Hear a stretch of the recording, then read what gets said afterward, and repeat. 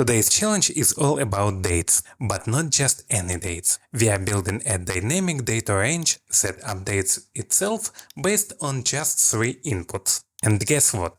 We'll do it using one simple function, sequence. Our task is to generate a list of dates starting from January the 1st to January 20th, jumping by 2 days at a time.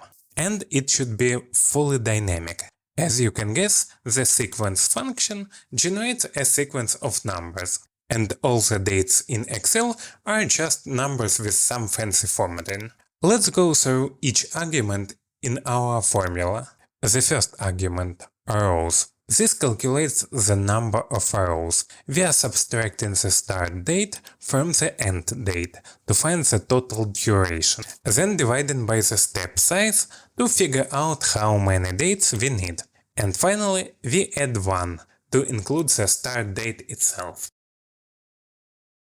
The second argument, the number of columns. We can skip it, we want just 1 column. The third argument is our start date, so the list begins at January the 1st. And the last one is the step size. It controls how much we add each time. If it's 2, we get every second date. January the 1st, January the 3rd, January the 5th. Now press enter and it's all automatic.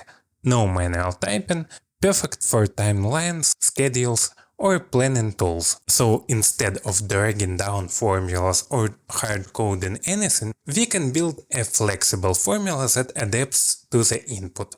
And the best part, it works beautifully with dates. Now I'm curious, have you already used the sequence function in your work? Drop your thoughts in the comments below. See ya!